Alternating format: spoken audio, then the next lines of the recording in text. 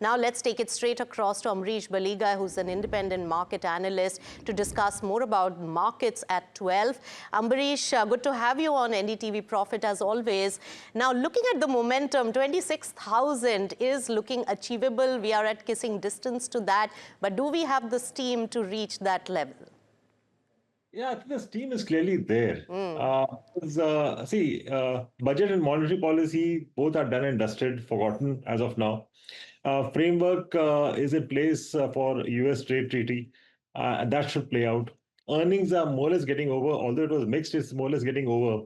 So this is out of the way. So I think over the next 2 to 3 weeks, I'll not be surprised if we see a new high for the Nifty and Sensex. At the same time, compared to the earlier high, we will see both the small and mid caps performing in this rally, unlike the last time. That's right. Small and mid cap is also performing because some of them beaten down are now seeing buying along with the overall market. But Amrish, today, the sector in focus is the textile sector because of the kind of benefits that the textile industry in Bangladesh is getting because of the US trade. How do you That's see the true. impact? No, compared to what we had heard in the last 2, 3 days, it is a bit negative because at that point of time, Bangladesh tariffs are much higher. And now they are being offered 19, which is still, a percentage higher than what is being offered to us. But again, they will be getting zero duty on raw materials bought from US. So now I think we need to just wait and see whether we'll also get the same sort of a tariff from US. Anyway, your silk is anyway zero as of now for us. But we need to see whether for the raw materials bought from US, whether we'll also be at zero. In that case, I think it'll be a level playing field. And like someone rightly said, a couple of our companies have their units in Bangladesh. So from that point of view, also, they would also benefit. All right, so this is one aspect to watch out for. But Amrish, at this particular point, you've seen also Amphi data. The fund Right. flows have been good, even though there was a caution. That was the big headline coming out of the Amphi data, where gold and silver as safe havens got much more. And mid caps and large caps saw lower flow, while mid caps and small caps and large caps saw. So it was a cautious approach, but the world has changed. Yeah. What should be the strategy at the current moment, and what is still looking like a good value to buy at the current moment till more FIIs rush in and the momentum builds up again? See, you need to read in between the lines. See, look at the January inflows. As far as gold and silver is concerned, they were touching new highs.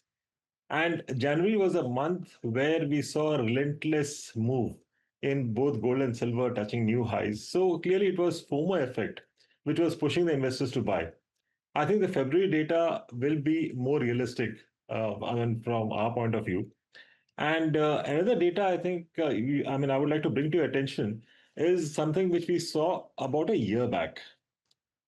Inflows into small and mid-cap mutual funds had increased by 62% during this period of April to July 2025. And you've seen what has happened to mid and small caps post July, August 2025. I'll not be surprised if we see something similar as far as gold and silver is concerned. Today, if you look at the data, I think you just mentioned, I think it was decently low inflows into small and mid caps. But in fact, this is the time to buy into small and mid caps, which retail investors are not doing. So clearly, the smarter investors are doing exactly opposite of what retail investors are doing. I'm very sure a lot of smart investors would have booked out of gold and silver towards the end of Jan, early Feb, and surely would be buying into mid cap and small caps in the last, I think, a fortnight, because of Yes. which seen a decent move in small and mid caps. So very quickly, Amrish, small and mid caps a large universe. Can we go a little more sector specific on what looks lucrative for safe investors to put in money at this time? See, I would still go with textiles, despite a slightly adverse news which we just discussed. Textiles, I think, have a long way to go because they were clearly affected. They were the most affected because of the US tariffs in August last year, and they would be one of the biggest beneficiaries this time. The other sector, which I think should come up after about 2 or 3 years, is specialty chemicals, which again is getting majorly benefited because of the US trade treaty. and most of them are available at decent valuations. If you look at the valuations in the last 4 or 5 years, the valuations have come to very decent levels at this point of time, and quite a few of them have built global capacities in the last 4 or 5 years. So I think that should stand in good stead for quite a few of them, as most of them are possibly the number one to number three or four in their specific specialty chemical. So I think from that point of view, I mean, they should be able to get decent margins going ahead. All right. Thank you so much, Ambarish, for giving your strategies for the investors who are likely to take the opportunities for better returns at this particular time. Thank you so much for joining us on NDTV Profit.